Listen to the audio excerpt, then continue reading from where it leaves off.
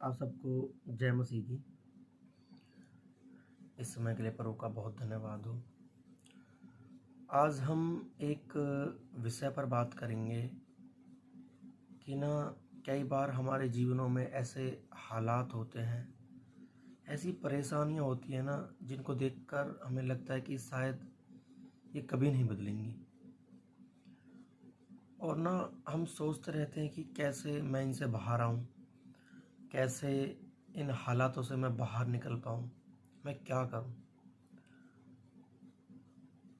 आपको कोई सलाह देता है, आप किसी व्यक्ति से पूछते हो, फिर भी ना आपको वो सलाह से भी आप संतुष्ट नहीं होते और आपको लगता है ना कि कोई उम्मीद ही नहीं है, आपने बिल्कुल उम्मीद छोड़ दी हो, आप टूट चुके हो और आपको अब ऐसा लग रहा है कि शायद कुछ नहीं हो सकता।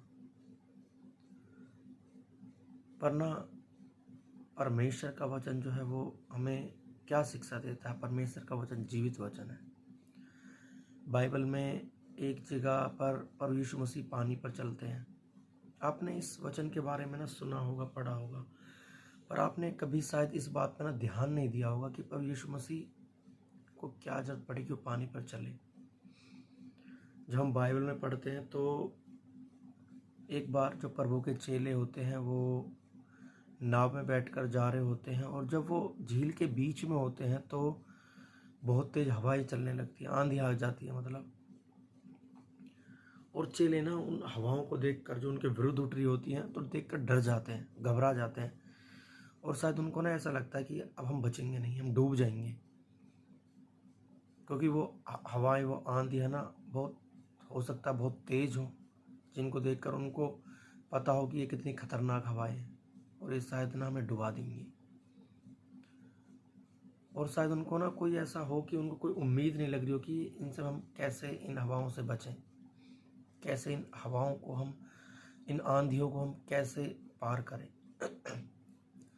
जो आंधी है ना, जो हवाएं हैं, वो हमारी ना, वो हम अपने जीवन के हालातों से उनको हम मैच कर सकते हैं कि जो हवाएं चलती है ना, जो आंधी आती है, वही हमारे जीवनों में भी हो सकती है।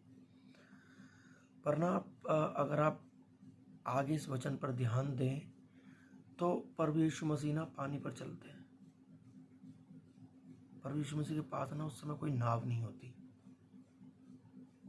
और कोई रास्ता नहीं था कि वो चेलों के पास आकर उनको हौसला दे सके, इसलिए ना उनको पानी पर चलना पड़ा। और वो पानी पर चलते हुए चेलों के पास जाते हैं और जब चेले उनको देखते हैं डर जाते हैं, कौन है, क्योंकि कोई व्यक्ति पानी पर नहीं चल सकता। जब प्रभु यीशु मसीह अपने चेलों से बोलते हैं कि डरो मत, मैं हूँ, और उनकी नाव पर चढ़कर ना वो आंधी और जो हवा है वो थम जाती है। तो ना इस वचन से ना मैं ये शिक्षा मिलती है कि जब आपके हालात बहुत ख़राब हो ना और आपको ऐसा लग रहा हो कि अब कोई रास्ता नहीं दिखाई देता आपको और आप थक चुके हो, टूट चुके हो, आपने बहुत कुछ करके भी आपको कोई रास्ता नहीं दिख रहा, तो ना एक रास्ता है जो आपको ना उन हालातों से बाहर निकाल सकता है। वो है कि आप प्रभु यीशु मसीह को पुकारे उस समय पर। कहने का मतलब ये है कि आप प्रभु के साथ समय बिताएं, वचन पढ़ें और प्रार्थनाओं में टाइम बिताएं और प्रभु से ना अपनी परिस्थिति के बारे में बताएं कि प्रभु मेरे हालात ये हैं और मेरी परिस्थिति ये है। मैं आपको ना सच बताता हूँ कि ना कोई भी ऐसी रुकावट नहीं है, कोई ऐसी ताकत नहीं है जो प्रभु यीशु मसीह को रोक सके कि आपके जीवन में आके वो काम ना करे। प्रभु यीशु मसीह पल भर में आपकी परिस्थितियों को बदलने की सामर्थ्य रखते हैं। बस हमें कंडीशन एक है कि ना हमें प्रभु के साथ समय बिताना बहुत ज़रूरी है, उसके वचन को पढ़ना बहुत ज़रूरी है और प्रार्थना करनी बहुत ज़रूरी है। जो हम ऐसा करेंगे ना, आप अपने जीवनों में देखोगे कि परमेश्वर ने कब कब में आपकी जो परेशानी है ना, परिस्थिति है, कब कब में बदल के रख दी, आपको पता भी नहीं चलेगा। और जब आप पीछे मुड़ के देखोगे तो आप प्रभु को ना धन्यवाद दोगे दिल से। पर कंडीशन एक है कि आप प्रभु की तरफ चलें, प्रभु की तरफ बढ़ें, चाहे हवाएं, आंधी आपकी तरफ क्यों ना हो, आपके हालात चाहे कितने भी खराब क्यों ना हो, चाहे आपको ऐसा लगता हो कि सब कुछ खत्म हो गया, पर ना उस समय भी परमेश्वर आपके साथ है। आप परमेश्वर को पुकारें, उसको खोजें, उसको ढूंढें, तो ना वो आपकी परिस्थितियों को बदल देगा उस समय पर। तो मैं आपसे यही कहना चाहता हूँ। आप सबको जय मसीह।